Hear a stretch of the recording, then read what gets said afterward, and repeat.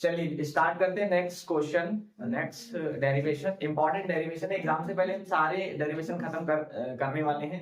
इससे पहले काफी सारे हम डेरिवेशन कर चुके हैं। अगर आप चैनल पर नए हैं तो चैनल को सब्सक्राइब कर लीजिएगा, घंटी वाले बेल आइकन को प्रेस कर लीजिएगा, जिससे जितने वीडियो अपलोड करें उसका नोटिफिकेशन आप तक पहुंचता है।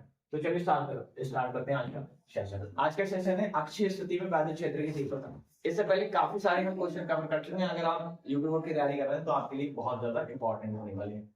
एग्जाम के पॉइंट ऑफ व्यू से हम क्वेश्चन पढ़ रहे हैं क्योंकि एग्जाम में ऐसे ही क्वेश्चन बनते हैं। अगर आपने यही 15 या जो 20 लेक्चर के करीब होंगे, अगर आपने इसको देख लिया तो 80% आप पेपर सॉल्व कर सकते हैं। अक्षीय स्थिति में वैद्युत क्षेत्र की तीव्रता के लिए हमने पहले एक अरेंजमेंट बना रखा है। अगर हम बात कर लें अक्षीय वैद्युत क्षेत्र की अक्षीय स्थिति, यहाँ पर आप समझ अक्षीय स्थिति में वैद्युत क्षेत्र की तीव्रता, पहली चीज तो हम ये बात कर ले कि है कैसे। तो ये है वैद्युत द्विध्रुव की अक्षीय स्थिति में वैद्युत क्षेत्र की तीव्रता के लिए सूत्र। क्वेश्चन बहुत इंपॉर्टेंट रहते हैं ये, लॉन्ग क्वेश्चन में 5 मार्क्स का पूछा जाता है। तो हम क्या करेंगे, सबसे पहले इसकी हेडिंग बनाएंगे, उसके बाद हेडिंग बनाकर हम क्या करेंगे, ये अरेंजमेंट बनाएंगे, ये चित्र बनाएंगे। उसके बाद हम क्या करेंगे, थोड़ा सा लिखेंगे। अब लिखना कैसे, आपको रटना नहीं, आपको समझना है कि ये कैसे है। पहले हम इसको समझ लेते हैं क्या है। इधर ए है, इधर बी है।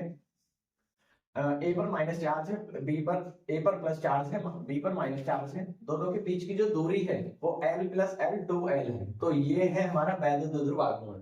वैद्युत द्विध्रुव आघूर्ण क्या होता है, तो कोई दो आवेशों से बना हुआ कोई ऐसा निकाय या कोई ऐसा अरेंजमेंट जिसके बीच की अल्प दूरी 2L हो, उसको वैद्युत द्विध्रुव आघूर्ण कहेंगे। ठीक है, या फिर ये कह सकते हो कि वैद्युत द्विध्रुव आघूर्ण वह आघूर्ण होता है जो एक आवेश या दोनों आवेशों तथा उनके बीच की दूरी के अधिकतम दूरी के गुणनफल के को हम वैद्युत द्विध्रुव आघूर्ण कहते हैं।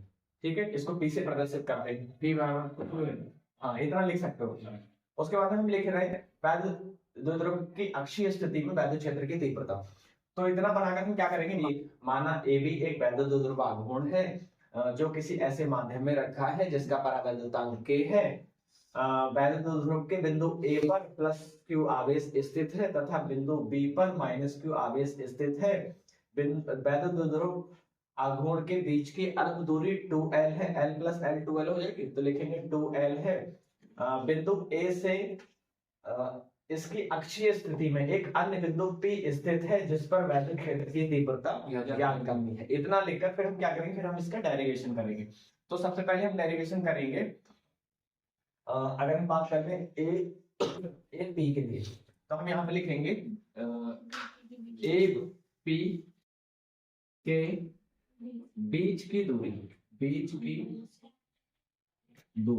तो कितनी होगी, ए से पी के बीच की दूरी आर तो पूरी है, एल को हम सब्ट्रैक्ट कर देंगे तो आर माइनस एल। इसी प्रकार से हम बी पी के, तो लिखेंगे बी पी के बीच की दूरी ये होगी, तो आर यहाँ तक है और एल इधर है, तो हम क्या लिखेंगे आर प्लस एल। तो एल नहीं होगा क्योंकि आर यहाँ तक नहीं, यहाँ तक और एल इधर बचा तो एल हम ऐड कर देंगे। अब हम ए पी की दिशा में ले लेते हैं, ए पी की दिशा में। ठीक है, तो लिखते हैं ए पी की दिशा में, ए पी की दिशा में, ए पी की दिशा में किधर को दिशा है, इधर की तरफ है। ठीक है, और जब हम बी पी की बात करें तो हम पीछे की तरफ की बात करेंगे। तो हम इधर में कौन सा लेंगे, E1 लेंगे। तो यहाँ पर लेंगे E1 is equal to 1/4 pi epsilon naught K into Q upon R square होता है। लेकिन दोनों के बीच की दूरी कितनी हमने ले रखी है, R माइनस L स्क्वायर।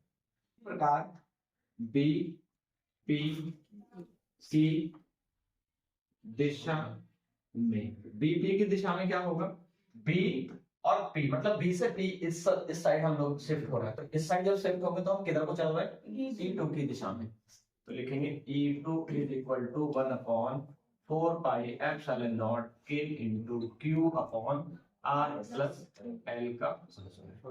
इसके लिए हमने ये वाला R Q लिया है और इस वाले के लिए हमने ये वाला Q लिया है, क्योंकि यहाँ से हम B तक जा रहे हैं तो हम B वाला लेंगे और यहाँ से हम A तक जा रहे थे तो हमने क्या किया, A वाला लिया। ठीक है, कोई फर्क नहीं पड़ेगा क्योंकि दोनों पर क्यूब है, बस प्लस माइनस का है, लेकिन हमको दोनों पॉजिटिव ही लेना है। ठीक है, ये तो आ चुके हैं दोनों की वैल्यू। अब हम क्या करेंगे, अब हम कुल वैद्युत क्षेत्र की तीव्रता लिखेंगे। तो क्या लिखेंगे, कुल वैद्युत क्षेत्र की तीव्रता क्या होती है, कुल वैद्युत क्षेत्र की तीव्रता E बराबर E1 माइनस E2। E1 की वैल्यू कितनी है, ये वाली पूरी E1 की वैल्यू है 1/4π∈0 K into Q upon 1 Q upon R minus L का होल स्क्वायर, फिर माइनस, फिर लगाओ जिसकी वैल्यू ये वाली 1/4π∈0 K इंटू Q अपॉन ये वाली वैल्यू प्लस L का होल स्क्वायर। ठीक है, हमने क्या किया, E1 की वैल्यू यहाँ पुट कर दी, E2 की वैल्यू यहाँ पुट कर दी। अब हम क्या करेंगे, क्या करेंगे, कॉमन। अब हम कॉमन लेंगे, ऐसी चीज को कॉमन लेंगे जो दोनों में है। तो दोनों में क्या है, 1/4π∈0 K 1/4π∈0 K Q। ये दोनों अलग है क्योंकि यहाँ R माइनस L है, यहाँ पर R प्लस L। तो हम क्या करेंगे, जो दोनों में एक जैसा होगा या कॉमन होगा उसको हम क्या करेंगे, उसको कॉमन ले लेंगे। तो दोनों में से कॉमन लेने वाले हैं और कॉमन आएगा 1/4π∈0 K इंटू Q। अंदर में यहाँ पर हमारा ऊपर में तो कुछ नहीं बचा, 1 बचेगा और अपॉन में बचेगा R माइनस L का होल स्क्वायर। इधर माइनस है, माइनस ये वाला बच जाएगा 1/R प्लस L का होल स्क्वायर। नमस्कार, इसको ऐसे रखेंगे 1/4π∈0 K इंटू Q। दोनों में एलसीएम ले लेंगे, R माइनस L का होल स्क्वायर और R प्लस L का होल स्क्वायर। यहाँ पर दोनों अपोजिट हैं और जब भी कभी भी अपोजिट होता है और एलसीएम आ जाता है तो आप क्या करोगे, सिंपल तिरछी गुणा कर दोगे। तो क्रॉस मल्टीप्लाई कर देंगे, इसकी 1 से और इसकी 1 से। तो इसकी 1 से करेंगे तो R प्लस L का होल स्क्वायर माइनस इसकी यहाँ पर कर दो R माइनस L का होल स्क्वायर। इसको ऐसे ही लिखेंगे 1/4π∈0 K इंटू Q। यहाँ पर हम a प्लस बी का होल स्क्वायर खोल देंगे, यहाँ पर हम a माइनस बी का होल स्क्वायर खोल देंगे। तो a square plus B square plus 2ab, इसमें हम माइनस का खोलेंगे square, a square plus B square minus 2ab upon में ऐसे ही रखेंगे अभी, या फिर अपॉन वाला भी लगा दो फॉर्मूला। इसमें a माइनस बी और ये a प्लस बी है, a माइनस बी एक ब्रैकेट में, दूसरे ब्रैकेट में a प्लस बी होता है, तो फॉर्मूला आ जाता है a square minus B square का। तो हम इस फॉर्मूले को यूज कर लेंगे। अगर इस पर स्क्वायर लगा दे दोनों पर तो इन पर भी स्क्वायर लग सकता है। तो यही कंडीशन बन रही है, a minus B a plus B और दोनों पर स्क्वायर है। तो हम इस तरह से इसको लिख सकते हैं अपॉन में R square minus L square का होल स्क्वायर। अब इसको तो ऐसे ही रखेंगे 1/4π∈0 K into Q upon R square plus L square. इसको ऐसे ही रखेंगे अभी 2RL, इस माइनस के अंदर गुणा कर देते हैं तो माइनस का R square minus plus minus का L square minus minus plus 2RL upon वाला ऐसे रखेंगे R square minus L square का होल स्क्वायर। माइनस से ये वाला कैंसिल, R से ये वाला कैंसिल। अब जितना बचा है उसको लिख देते हैं 1/4π∈0 K इंटू Q। यहाँ 2 और 2, यहाँ पर हमारा हो जाएगा 4RL। इसको ऐसे लिखेंगे R स्क्वायर माइनस का L स्क्वायर का होल स्क्वायर। ठीक है, अब एक लाइन यहाँ पर हम लिखते हैं और वो लाइन क्या होती है कि अगर हमारा R की वैल्यू L के कंपैरिजन में बहुत ज्यादा है तो L को नगण्य मानने पर तो हम लिखेंगे R ग्रेटर देन L, मतलब R बड़ा है, बहुत बड़ा है किससे, L से। तो L स्क्वायर को छोड़ने पर या L स्क्वायर का मान नगण्य मानने पर, ठीक है, तो आप लिख दोगे L स्क्वायर को छोड़ने पर, या लिख दो L स्क्वायर का मान का मान नगण्य मानने पर, नगण्य हाँ पर, ठीक है। नगण्य का मतलब होता है इसको काउंट नहीं करना है। अब इसको ऐसे ही लिखेंगे 1/4 pi epsilon naught K into Q into, अच्छा इसको हम ऐसे लिख सकते हैं, इस क्यू को इसके साथ में लिख दे यहाँ पर 4 को हम ऐसे लिख देते हैं 2 × 2, 4 को हम ऐसे लिख रहे हैं, इस 4 को हमने लिखा 2 × 2 और हम यहाँ लिख देंगे क्यू एल और आर को हम अलग लिख देते हैं। इसका रीजन है, इसको हमने अलग करके ब्रेक करके लिख दिया, ठीक है। अब नीचे में हमारा आर छूट रहा है, एल स्क्वायर को हमने छोड़ दिया तो हमारा आर स्क्वायर बचा और आर स्क्वायर पर स्क्वायर होगा तो आर की पावर कितनी हो जाएगी यहाँ पर 4, आर की पावर 4 होगी, ठीक है, क्योंकि 2 दूनी 4 हो रहा है।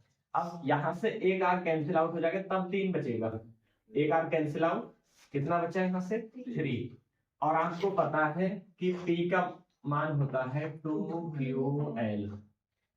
और एक चीज और पता है, वायु या निर्वात के लिए आपका K की वैल्यू 1 है 1, तो हम K की वैल्यू 1 पुट कर देंगे, हमारे पास आ जाएगा 1/4 पाई एप्सिलॉन नॉट, इसकी वैल्यू K पुट कर देते हैं और यहाँ पर आ जाएगा 2 और इसकी जगह हमने क्या लिख दिया P अपॉन में हमारे पास में R की वैल्यू 3 बची है।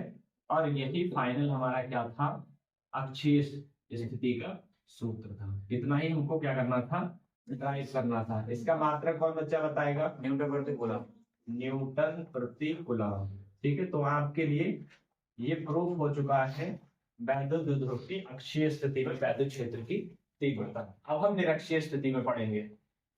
पास में निरक्षीय स्थिति में वैद्युत क्षेत्र की तीव्रता है, मोस्ट इंपॉर्टेंट है, या तो अक्षीय स्थिति आ सकता है या फिर निरक्षीय स्थिति आ सकता है, दोनों ही एग्जाम के पॉइंट ऑफ व्यू से मोस्ट इंपॉर्टेंट है। तो हम अक्षीय स्थिति को देख चुके हैं, अब निरक्षीय स्थिति को देख रहे हैं।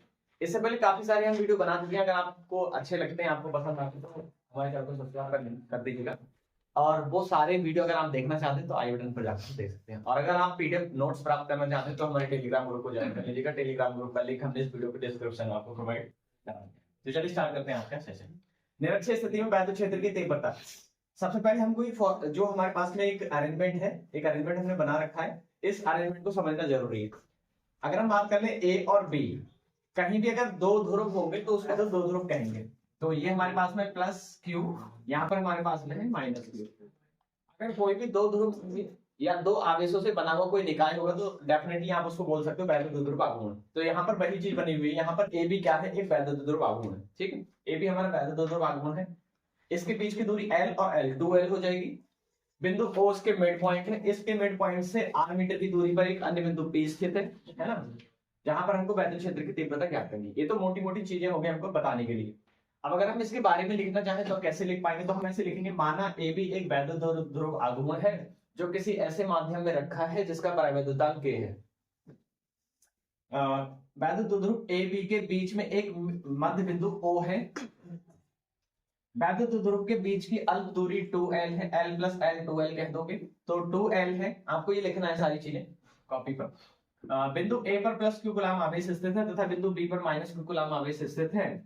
बिंदु O से r मीटर की दूरी पर एक अन्य बिंदु P स्थित है जिस पर वैद्युत क्षेत्र की तीव्रता हमको ज्ञात करना है, ये लिखना है, ठीक है। अगर हम बात कर लें बिंदु A से बिंदु P के बीच की दूरी, तो हमारे पास बिंदु A से बिंदु P के बीच की दूरी होगी √r² + L²। ये कहां से आई, तो ये आपकी पाइथागोरस प्रमेय से आई है। कर्ण का स्क्वायर बराबर आधार का स्क्वायर प्लस लंब का स्क्वायर, उससे आया है। अगर आप पाइथागोरस इसमें यूज करोगे ट्रायंगल में तो इतना ही निकल कर आने वाला है। उसके बाद में हम अगर इसकी बात कर लें कि बिंदु B से बिंदु P के बीच की दूरी, तो आपके पास में √r² + L² होने वाली है।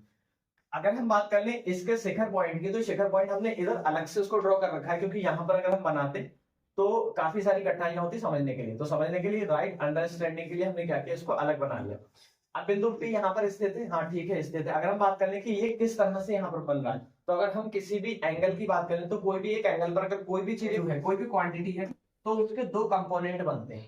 एक आपका कंपोनेंट इस डायरेक्शन में होता है और एक इस डायरेक्शन में होता है।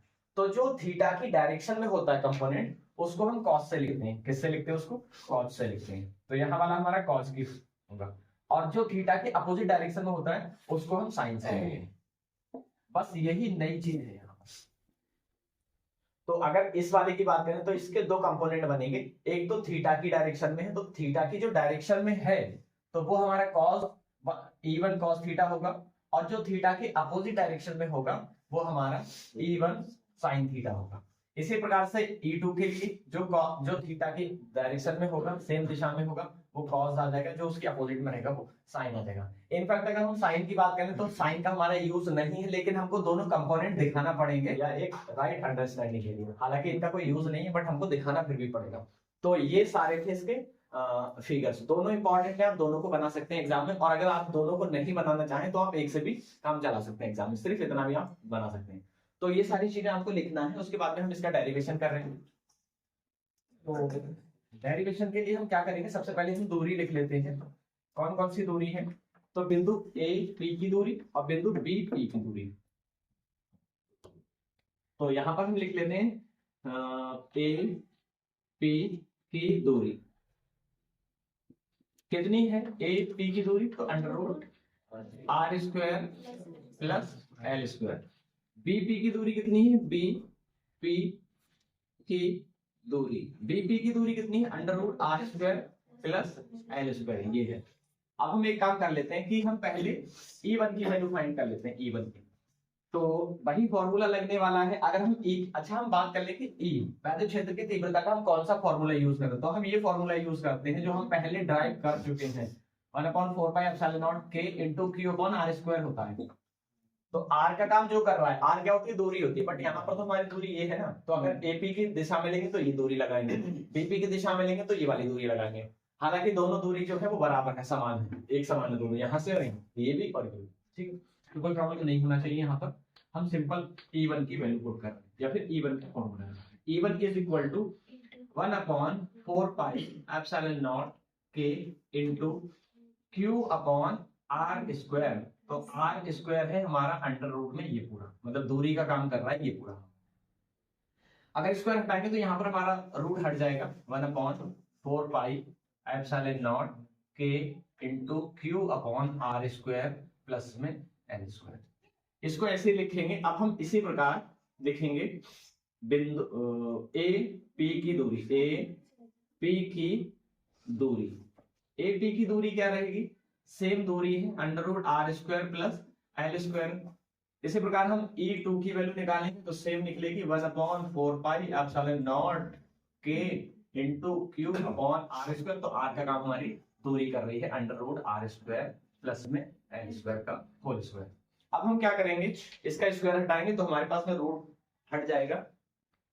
तो स्क्वायर से क्या होगा, रूट हटेगा, 1/4πε0 k × Q/r² प्लस में एल स्क्वायर।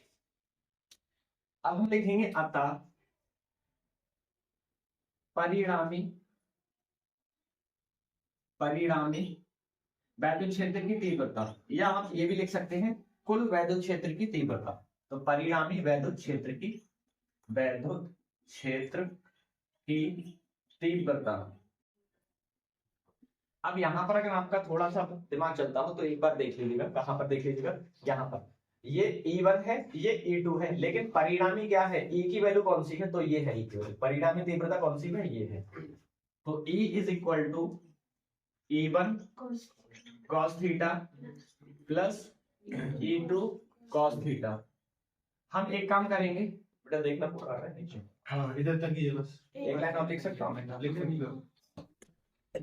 एक काम करेंगे, E1 की वैल्यू पुट कर देंगे 1/4πε0 इंटू Q/r²